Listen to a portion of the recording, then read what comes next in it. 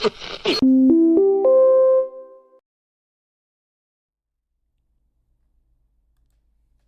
I feel like that intro takes like an hour, even though it's not. I mean, it's not that long, but anyway.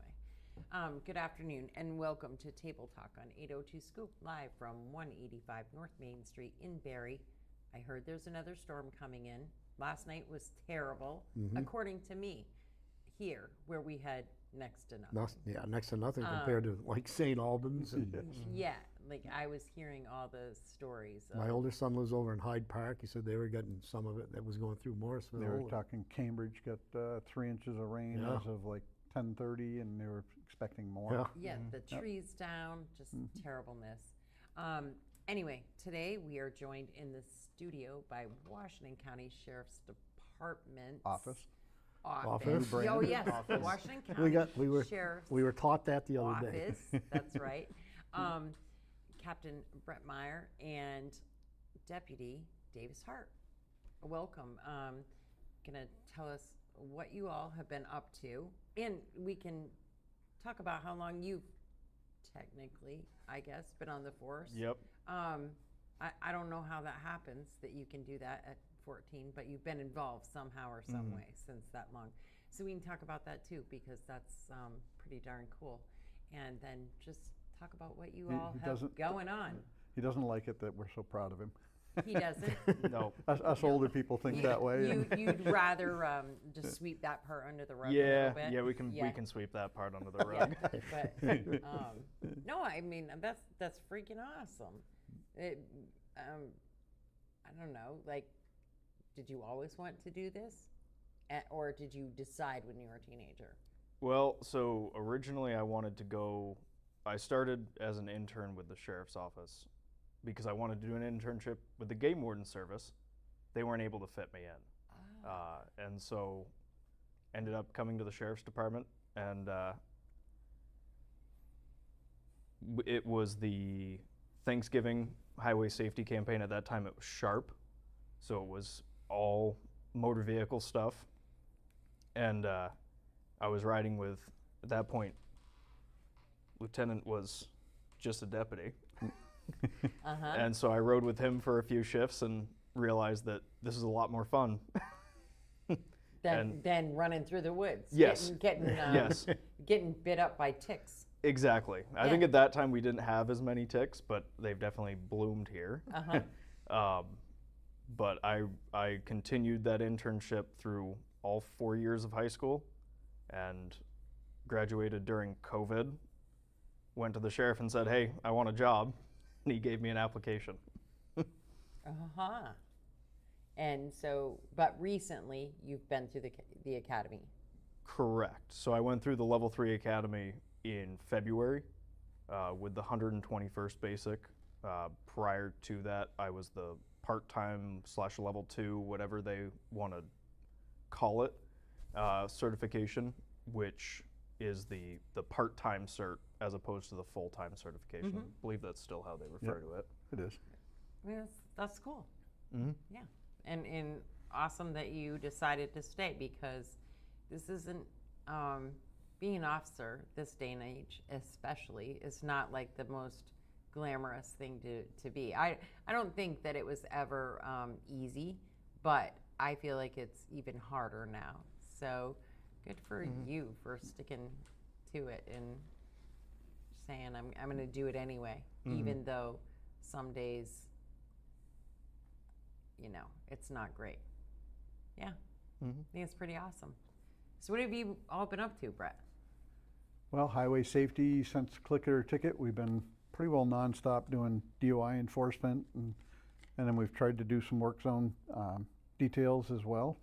We've been extremely busy as far as between the work jobs, as far as the construction jobs, and then also between transporting prisoners and then also doing the motor vehicle enforcement.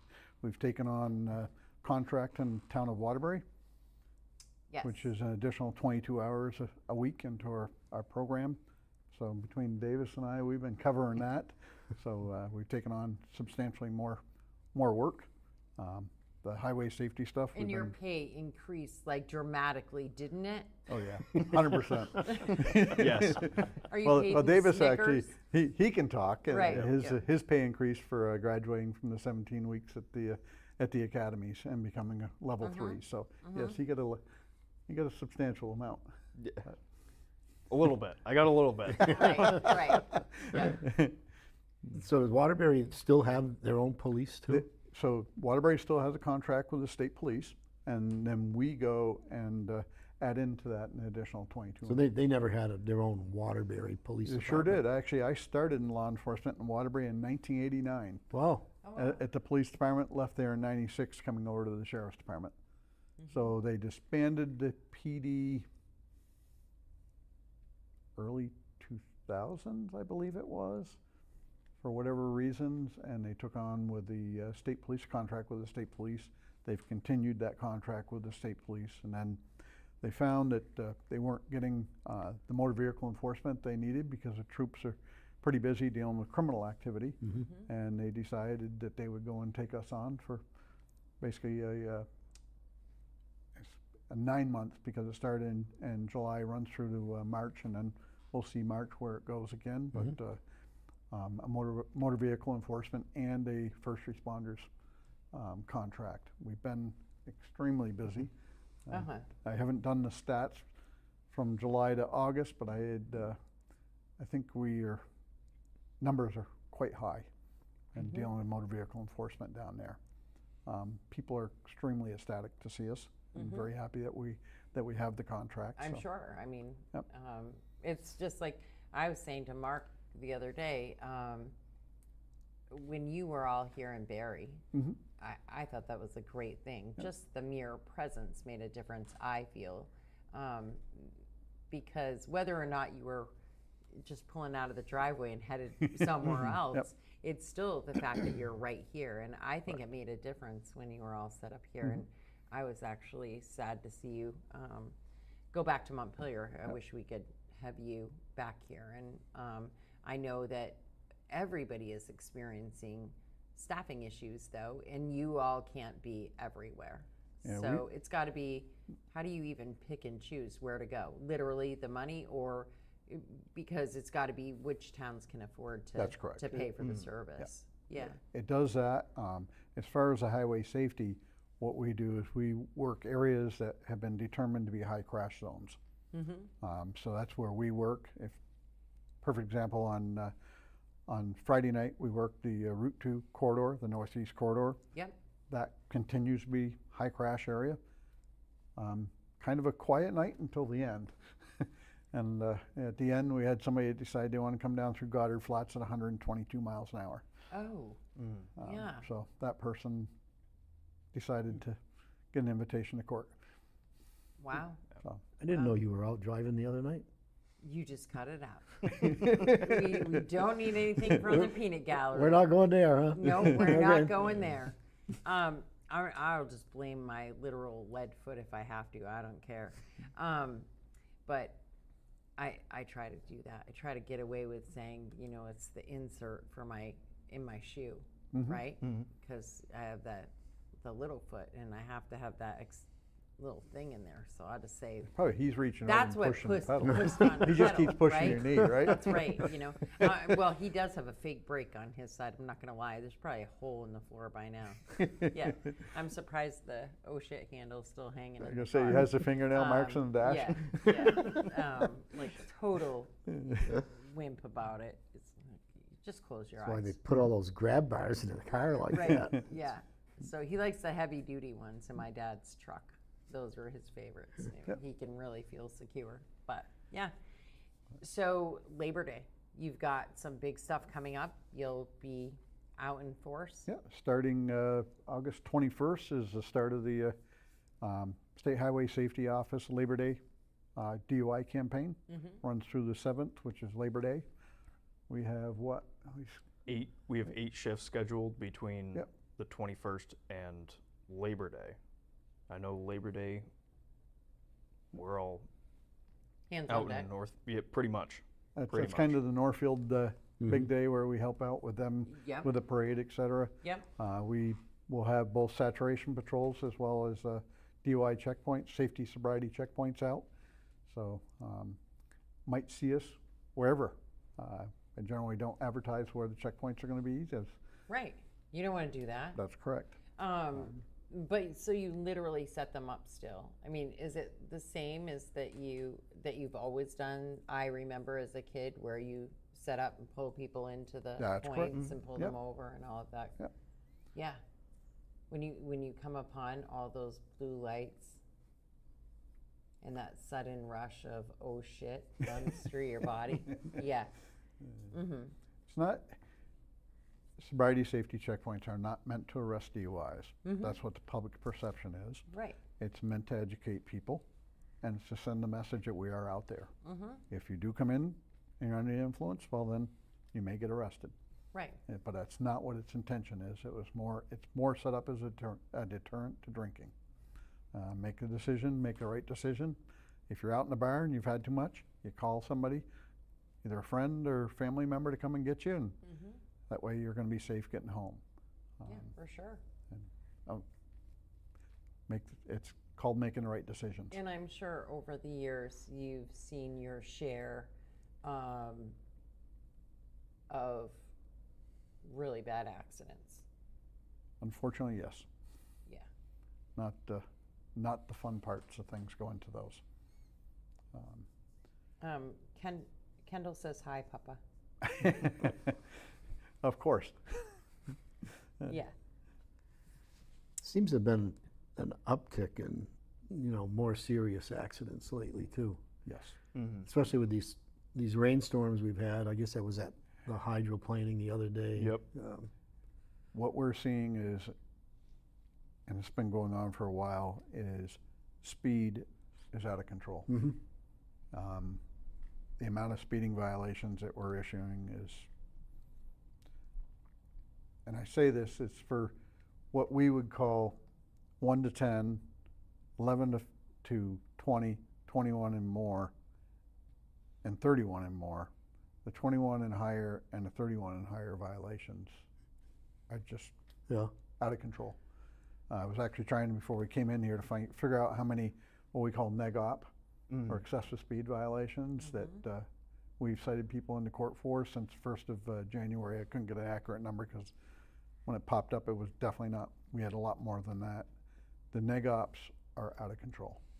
It seems like years ago there was you'd hardly ever see, one of your reports come in and said someone was doing 100 or 102. You're seeing 107, 109, 110. So Friday night while we were working the highway safety detail, he ended up stopping a car that was doing 122. The following day, I was working contract patrol and stopped a motorcycle for 104 Wow. in 45. Yep. Wow. We did that work zone detail the other day, and they ended up with 2 neg-ops out of that. So that's between work zone and Route 62, which, as we know, Route 62 is unfortunately like picking fish in a barrel because nobody seems to know what the speed limit is up there. And 30 or more in excess of the speed limit is common. Yeah. So it's unfortunately, again, it's a manpower issue, trying to get enough manpower out there to be able to keep the speed down. But the minute you drop off doing the enforcement, the speed comes right back up again. Yeah. And most of the time, people have no clue that they're going the speed. The inattentiveness or distracted driving is out of control. People have something else on their mind, they're on a cell phone, whatever the case may be, and no clue that they're speeding. I think vehicles today are, the way they're made now, you don't realize you're going 80. Yep. Back in the old day, I'd have a car that if I got to 50, it'd start rattling. Yep. Yep. Or it'd be doing the bounce and you knew. Yes. Yep. That's what I do every once in a while. I let him drive and say, see, it's not my fault. I never go over the speed limit. You step on the gas and they just go. No, but it's true. But you obviously, when you're doing 100, Yes. for sure. And it's your obligation to be paying attention to what speed you're doing. That's correct. But people don't. It is not, Even unfortunately. I, like, because I feel like I am someone who drives faster than I should most of the time. But people are like flying by me Yep. the majority of the time. So I feel like I'm sitting still sometimes when I'm really not. And, it used to be that you could just say, I'm going to follow the flow of traffic. You can't do that anymore. Not and stay safe and stay out of trouble. You literally can come up with a speed, set your cruise, and everybody's passing you. Yeah. Yeah. Everyone's passing you. Yeah, It's just- especially on the Beltline here. Yep. It's insane, Yep. the amount. How about any thoughts on these e-bikes and these all of these motorized vehicles on the road now? Are you allowed to say, or am I like poking a bear that I No, shouldn't well, poke? we've been trying to get the updated training having to deal with the e-bikes because each one is different now. And every day they come out with a different style e-bike or what they call it, moto bike is another one. Or Yep. Each one's a different one, and each has a different classification on what they can do and what they can't do. You're making a comment, and I can think of one that goes down Barry Montpelier Road at 50 miles an hour No helmet, every other no day. nothing. Yeah, Right. Nope. And the classification has to do if it has pedals, it doesn't fall into the guidelines of being a motorcycle or having to have the license, et cetera, et cetera. And you got these kids, whatever age, I remember this clearly.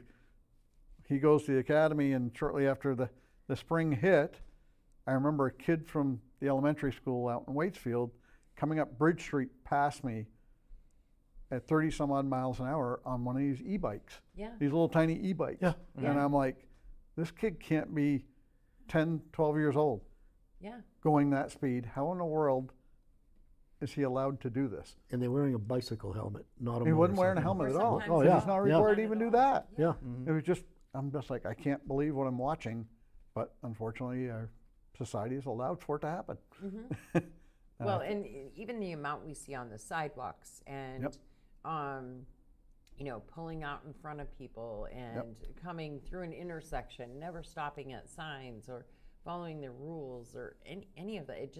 It seems to have like really, really blown up, and it's scary. We talk about it, and I think the first part that really hit the message was on snowmobiles. And we dealt with it many, many years ago where unfortunately parents use these devices as a babysitter in a sense. And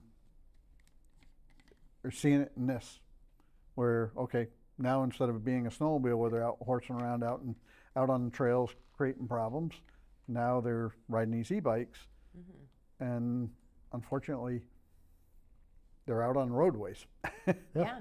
And I get it, riding a bicycle is one thing, but when they're traveling 30, 40, 50 miles an hour with one of these e-bikes that will go these speeds, and unfortunately parents are allowing it to happen. Yeah. And now, so you say waiting for training or wanting to do training. So are there ticketable offenses when it comes to these e-bikes? For some offenses, yes. The issue is knowing which each one is. And that's the delineation it has to do is from a dirt bike to what we used to talk a mini bike. A mini bike. So Yep. now all of a sudden you got every other style out there. And knowing what each one is now beyond confusion. But a dirt bike or a mini bike, we weren't allowed to drive on the road. Correct. Those were Not even on the sidewalks. Right, and I've seen those kids were riding them on the trail. sidewalks.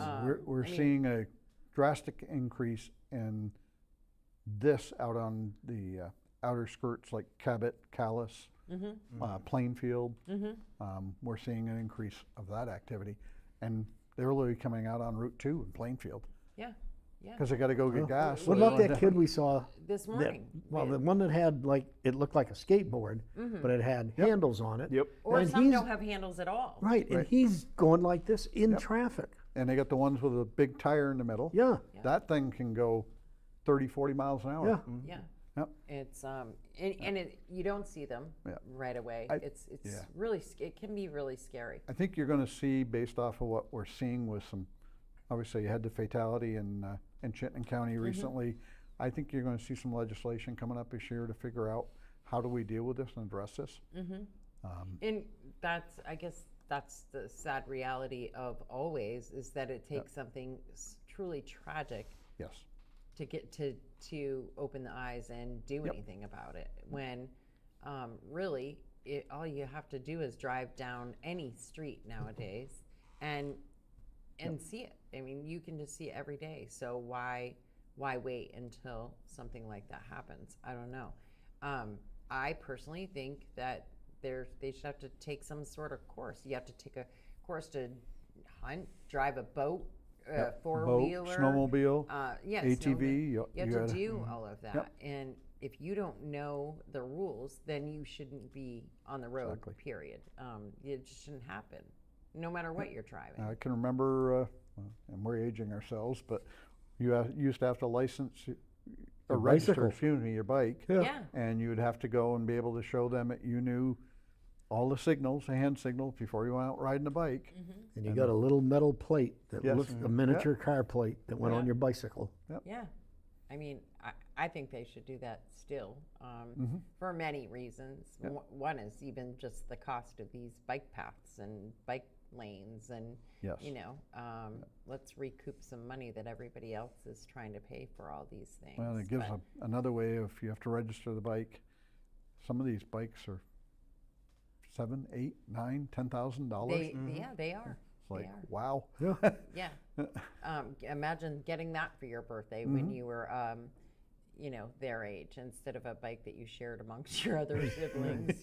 Here's one bike for all of you. No, we went and grabbed a bunch and put them all together to make one. Yeah. I can remember doing that. I mean, that's pretty much, much it. And I mean, I think about, we grew up on Berlin Street and walking to school every day and back and forth. And yeah, it would have been great to have such a thing, but I don't know. We use pedal bikes and regular skateboards or just walked. We certainly didn't have anything the likes of what they have now, for sure. But I mean, we know Michael Booten, he has one. He has his trike that he faithfully rides back and forth to work, and but Michael follows all the rules, like literally. But even him, I've seen him go from Barrie to Williamstown up Route 14 out to Legendary Ice Cream, and that's a scary ride when you have very few lights on the back of your bike, and you're talking about riding at nighttime or rain or any of that stuff. By the time he starts heading home, it's getting dark. I'm going to say I've seen him headed into Montpelier. Yeah. Barrie Montpelier Road is scary any day. Now put yourself on a bike. Right, I agree. Yeah, it's scary. So, but talking like DUI, where do you go with that? What if some guy is riding this tricycle or any of the e-bikes down the Barrie Montpelier Road, totally intoxicated? Can you do anything? Depends on which level. And I'd be the first to say, I don't think either one of us know the actual level of which ones. It's the minute it stops being a pedal bike, it then determines the next level, and I believe that would fall under the DUI categories. So it can happen. It can happen, yes. Yep. I mean, for me, it doesn't matter what you're on. If you're on the road and you're in traffic and you're intoxicated or high on drugs, it's done. I don't care if you're walking. You're still a danger to everybody else around you, and can cause an accident. Which is interesting. We just did he actually has the stats with him, and we're looking up some of the statistics having to do with DUI drug versus DUI alcohol versus DUI drug marijuana, and there was some interesting statistics. You have them? I do have them. I have them right here. Would love to hear. All right. So this is the fatal crash data for the entire state of Vermont as of yesterday. So right now, in 2026, we've had 30 fatal crashes and 33 fatalities as a result of that crash. That does not include the one that occurred last evening, I don't believe. It does not. So on here, it gives out a spreadsheet of if they were double fatals, triple fatals, quadruple fatality crashes, and then operators that are suspected of driving under the influence of alcohol only, drugs only, a combination of the two, or with THC, specifically the Delta-9 THC in their system, which is the impairing portion of the THC.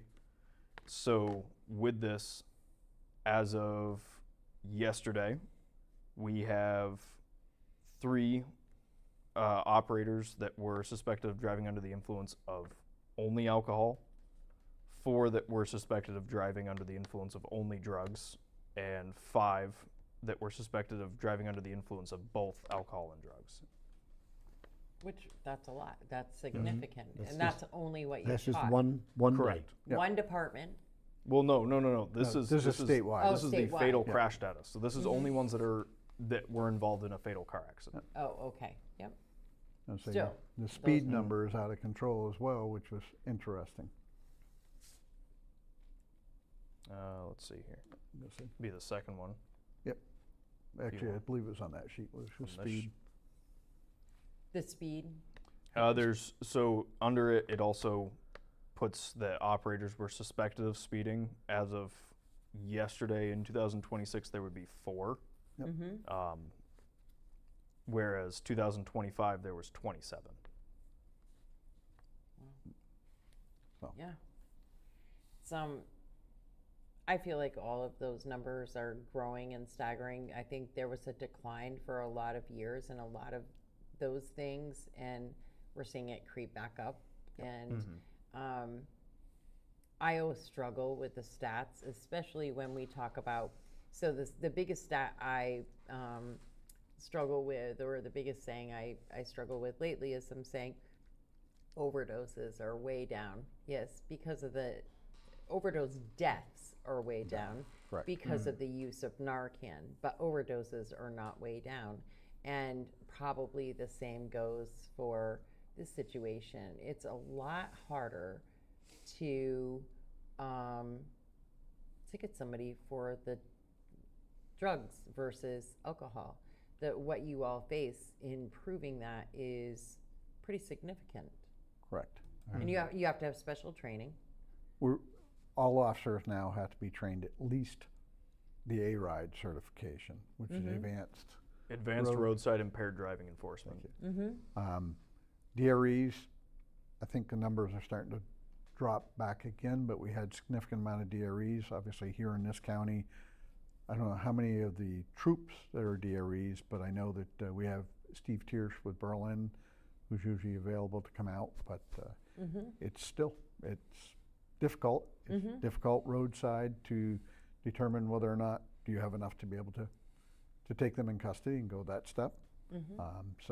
And yeah. I think that is a big misconception with a lot of people, because in how officers get a bad rap. I mean, you literally have to be able to prove beyond Yes. a reasonable doubt. And if you can't,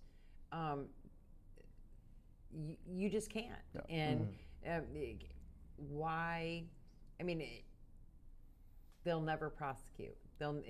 Like literally, you have to show so much more than necessarily you should have to. And Beyond reasonable amount of things that you have to prove. and the interesting thing is there's no way to assess numbers on the fatalities. I understand that's done by blood draw during the fatality. But with that said, if somebody's over an 08, we're screening them, they're over the 08, you're not charging them with a DUI drug as well as a DUI alcohol. So if they're drinking, they can have a ton of drugs in their system. Right. We're only going to process them for the alcohol, Right. because that's the way the system's set up. Yeah. If they end up blowing zeros or there's no alcohol in their system, then we call for the DRE to go to Right. the next Because step. you can tell that there's some sort of impairment. That's correct. And, Yep. that there's got to be something Yep. further. Do you all use dogs? at the sheriff's department? We don't Do you have, have We one? do not. No. No. Nope. Have you ever? Many, many, many years ago, we had a canine. Is that staffing too, or budget, or just because? Previous sheriff did not want one. Mm-hmm. The issue is there's a lot involved as far as what you have to pay for. Mm-hmm. Overtime you have to pay for that's mandatory by statute as far as the training, the feeding, all of that on both ends of the day, et cetera. That I don't suspect, I can't speak on behalf of Mark, but I don't suspect that he will have a canine. Mm-hmm. It's just because of It's a how much lot. is involved. Yeah, it's a lot. Yep. And then you have to have an officer that agrees to take on that as well as And you have to have already tough job. And as you know, a sheriff's department is a small business, is you have to have a mechanism to be able to pay for some of that. Right. And not having that in, DRE, for instance, whether or not we have a DRE, I could foresee us having a DRE because most all the expenses are paid for by highway safety. So that part of things, all their training, everything's paid by highway safety. So I suspect there's a good chance that we'll have a DRE in the future. Yeah. I mean, in a perfect world, every department would have at least one per shift, at least. I mean, I've been saying but- for a long time, I think it was the state of Washington, the troopers all are DREs. I could see that in the future, but big part is unfortunately getting enough law enforcement members back into the communities. So we'll have to see whether or not that happens first. Yeah. And I'm sorry to do this to you, but you're the only you're the only officers ever willing and brave enough to come in here and sit with me. So I have to ask these things. I can't help it. But a lot of people get, we see every day in the chat pages and people complaining the cops don't do anything. You can call them, nothing happens. And it's not just, it's all departments, state police, sheriff's departments, city police, town police, whatever. It's all police. That really it's hard for people to understand just how much of a wall you're up against. I'm sure that you wouldn't just write tickets for many. I'm sure there are many people that you'd say, I'm going to charge you and I'm going to lodge you, and this is where you're going to stay until. But it's not that easy. No. You literally, you need permission pretty much to move forward once you have somebody in custody, of whether or not you write them a citation with a date to appear or you bring them somewhere. So there's contact with sometimes a judge, state's attorney, probation and parole. You literally don't make these decisions on your own, which is a huge misconception for, I feel like, at least 95% of the population, which makes your job even more difficult, I think. Correct. I know one of the big ones that we always deal with is there's a drug house here, there's a drug house here. You guys aren't doing anything. A lot of times it takes a long time to build information to be able to do what they need to do. So we have to just tell people, we understand things may be being worked on. Right. At this point, it has to take time. Right. We know, we see it, we're doing the best we can, and because really your backs are against a wall when it comes to this A lot of people think you can just go kick a door in and yank them all out.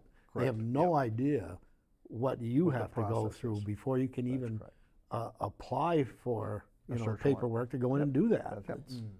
It's not you, it's the people ahead of you. And it's got to be, state's attorney has to go along with us. Right. And agree with what we have to say, and Yeah, it's the law, and you're many, many stepping stones to get where we need to. Yeah, it's I get frustrated with it, so I can't imagine how you feel, and I always have to put it in the perspective that you have a family to protect too. You feel the same way the majority of us feel, and so you don't want to see it any more than we do, and it's got to be even more frustrating for you that you can't do anything despite the badge. Well, generally, hopefully the academy's teaching it the same way. You have a job to do. Present your case the best you can. And at that point, whatever happens, once it gets to the state's attorney's office, Right. You did your best. did your best. Yeah. Not let, as we hear, the recidivism rate is out of control. We know that. Does that bother you as a family member, as a citizen? Of course it does. But as an officer, you have to take this and deal with the case, each case, do it the best you can. Whatever happens from there, happens. Yeah. Yeah. It's all you can do. And so, circling back with these checkpoints, how difficult does it make it to do these? And is that why it's more focused, education focused, and contact focused, or has it always been that way? As far as checkpoints, the biggest problem is getting enough manpower to be able to actually do the checkpoints. Because generally you need to have enough to keep it flowing, depending on how much traffic you have on the roadway. You can't have the backups of traffic. You got to be able to have it visible so people know that they're coming on to a checkpoint and be able to make a decision. They obviously have a right to do a turnaround if they wish, if it's legal in the area. But they have that ability if they wish. If they come into the checkpoint, then obviously they have to deal with us. But other than that, if they decide they're going to turn into a store or whatever and go the other way, we have no control over that. Right. So. Yeah, you just kind of have to watch them go and know that, yep, they didn't dare to drive through here. Right. And maybe it's not even because they're under the influence. Maybe they have a warrant. There could be all kinds of reasons Under why. suspension, vehicle's not registered, whatever the case may be. Something. But there's always more than likely a reason why. And others, they just don't want to see us. Yeah. I think it's great that you all do it, that you all still do it, and I personally would love to see you all back in the schools more, like you were when I was in high school. I remember parking the crashed up car on the front lawn of Spalding High School, and DARE, and actually talking to kids about this and the dangers and showing pictures. And I know it wasn't that long ago, even in my son's class, my older son, they actually used pictures of an accident he was in at one of their booths. The police department did, Berrytown, EMS and the police department showed pictures of Kyle's accident scene. He wasn't drunk, he was speeding. He wasn't impaired in any way, but he was being a dumbass, and it totally, the boys in that car were extremely lucky to walk away. One of the kids in the back seat, his shoes were found 150 feet from where they actually crashed. So, I mean, good God.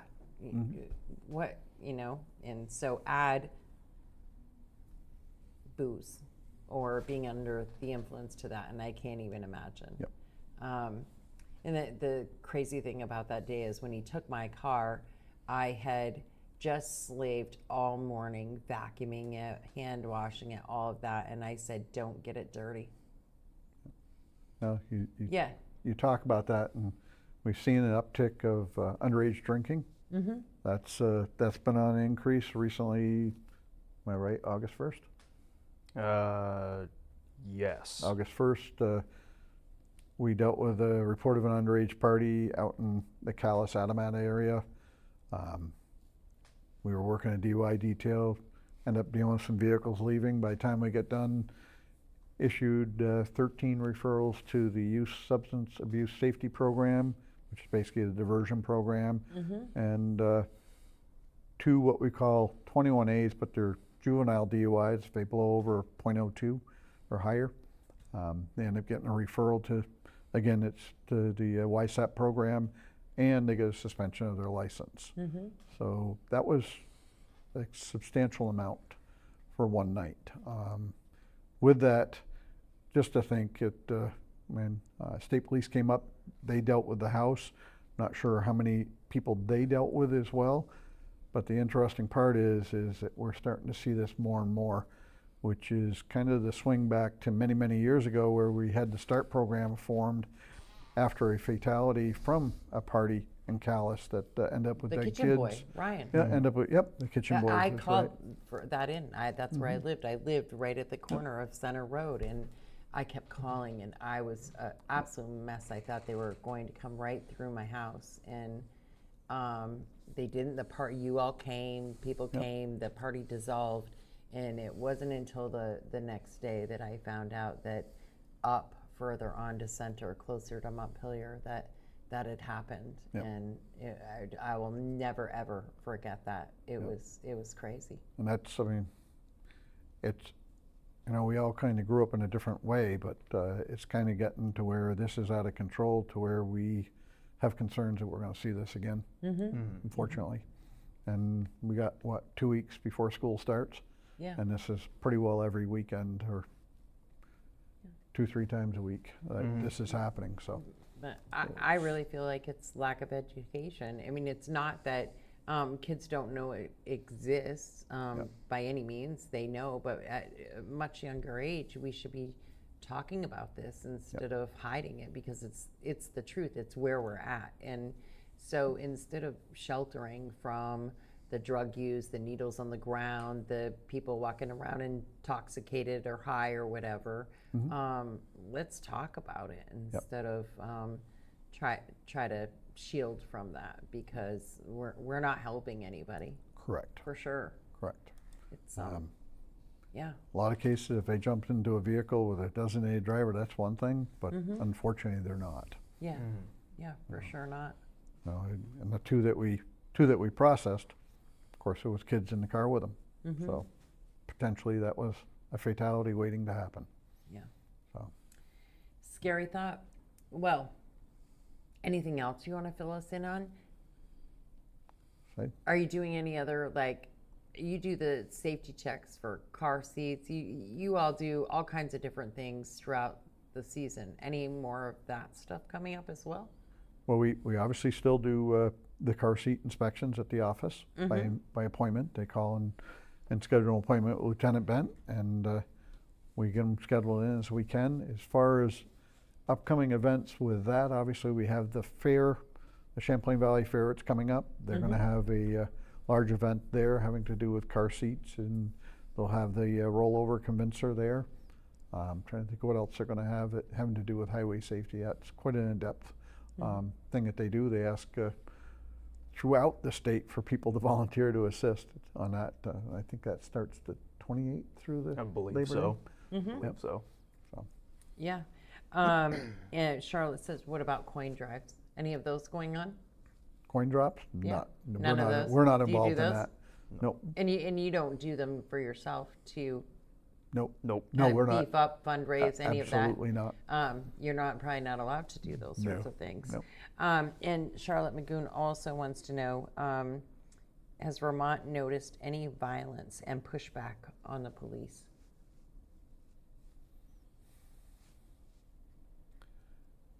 I don't know. I would say that for the most part, we're seeing a switch the other way. There are the select few, but I think for the most part, we're seeing a switch the other way. We're getting a lot of thank yous in all the communities that for a while we didn't see, and I think the swing is going the other way. People are realizing that we really do need you. I think they're seeing a cruiser. You know, the people out walking see a cruiser where they haven't seen anybody on their roads.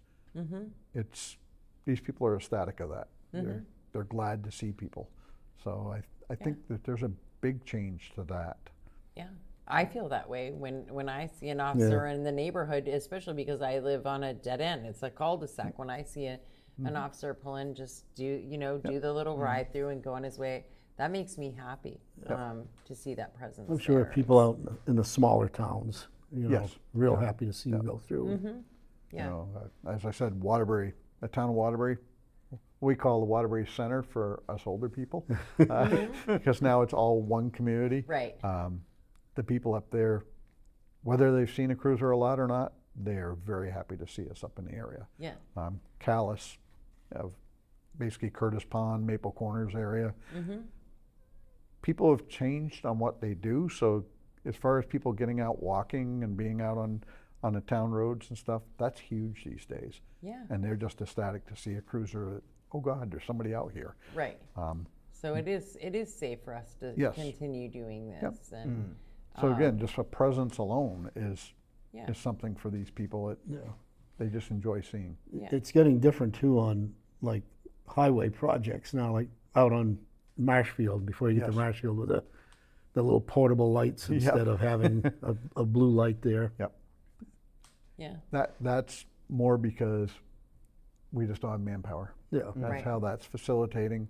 Down the road, we'll see how things work. We only have one traffic job right now that we have manpower on, but as we get toward the end of the traffic season, I got a feeling we're going to be pretty busy. Right. You'll be busy. Everybody trying to finish the jobs, get everything The done. railroad projects are quite interesting because they're all waiting for pieces and parts, Yeah. and they're all going to be calling us. Right. They're all going to come in at once. Yep. And you're Yep. okay. How thin can we Yeah. spread ourselves? How many are there of you? What do we got? 8 full-time now? Yes. Am I correct? 8 full-time. We have Jerry Hendry, who is a new state paid deputy. He took my position when I retired from the state the end of December. He actually is at full-time academy right now, and we have one more full-time state deputy position open. And not quite sure where we are in the balance on that one. I know we've been doing some interviewing, and I'm not sure where. I think we're waiting for some of the polygraphs to come back on some. So we'll see where that goes. So hopefully Polygraphs. we do a full extensive between oral board and polygraph on all employees. Interesting. I did not know that. Yes. So it's pretty rigorous process, not just give your fingerprints and a resume here. We've also hired on a deputy who worked for us full-time, left to basically go on a truck driving expedition and come back. He's come back. He's full-time with us. He's basically, Davis and him will be the 2 full-time patrolmen before it's all said and done. As I phase my time out, Davis has basically taken over the highway safety. I've been working with him, and he is doing the kickoff for the Labor Day festivities, and I'll be watching over and making sure things go as they need to go, and that will be his first big step. So Yep. Nice. Well, good luck. And, thank and you. have fun. he can do it. I'm going to try. I mean, I think you will. It is one of the bigger, It's one of the bigger celebrations. campaigns. yeah. for sure. There's can't remember how many out throughout the year, but this is one of the bigger ones. So Well, good. Well, as always, thank you for coming in, joining us, agreeing to that, taking time out of your very busy day, because I know that you are, like, truly. Are you still doing transports at all? if I don't have to, I don't. Right. I'll leave it at that. I mean, that's just another For the most part, I added, think right? I've done 3 or 4 since I retired. That was one of the things I wished to step away from, and Mark's allowed me to do that. So will I help when they're needed? Yes, most Yes. definitely. But they're tough. And I'm just going to say, over the years, in my own family, and my own son, you've transported him plenty. And I really think you became his shrink Well, I can just as much as his transport officer. I'm going to say You've done a lot for him over the years. I can and, say that and us as a I family. miss that part. Is you know what I don't miss, and I'm being in Yes. court, in and out of court every day. That is, Yeah.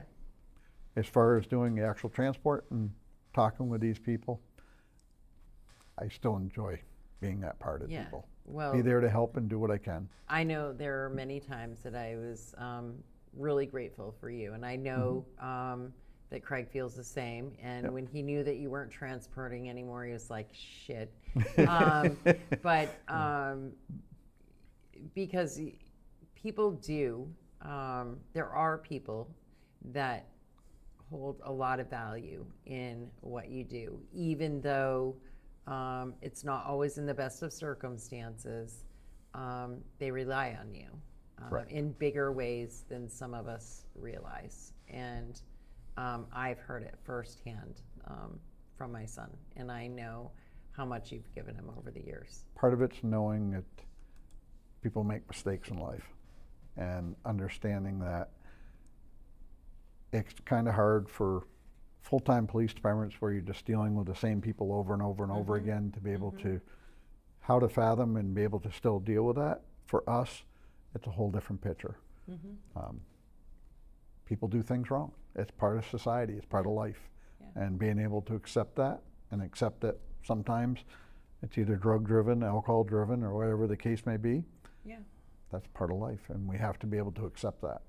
And that's something that I'd be the first to say, when I first started, I was the tough guy and had a whole different opinion. And I think one of the biggest things that really sent a message to me was people coming to me after I had arrested them and thanking me for saving their family and saving their life. And that sent a huge message to me. And that when I retire, it'll still be there. I hope so. And you know, at his lowest of lows in his addiction, and I mean, you've been there, and it always surprises me to hear who when he's in a good place and when he's in a good moment, who he thanks.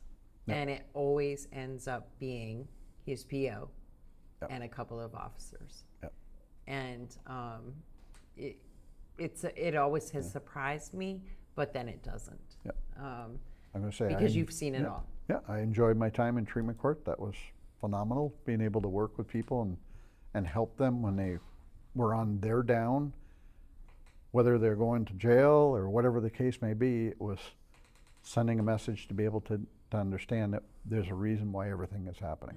And that was enjoyable. Well, I will tell you that your presence is definitely missed, for sure. And I hope that you or all of you or some of you can join us at the second overdose awareness vigil here in Barrie on the 31st. I saw that. It's going to be over at Courier Park, so would love to have you.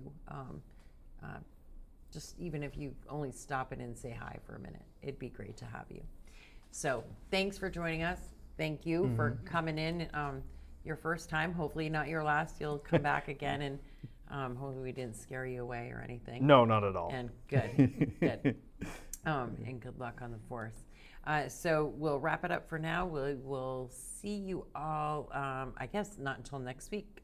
Lots going on. Get out and vote today. If you haven't voted already, get out and vote. The primaries, you can vote up at the Alumni Hall in Barrie City. The polls are open until 7 p.m. Barrie Town, you can vote at the elementary school, as always, until 7 p.m. And just if you don't know where in your city or town, check it out and get out there and vote if you haven't already. You sent yours in right away. As soon as you got it, it was back out the door. Oh, yeah. And so if there's any write-ins, you didn't get Jeff's vote. I'm just telling you. Yeah, you had to be on the ballot. You're on the ballot, and you're done. And so if you didn't do that, you didn't get his vote. But anyway, yeah, get out there, vote. Michael wants ice water, so we gotta go up to the polls and bring some water for Michael. Take care, everyone. Have a great day.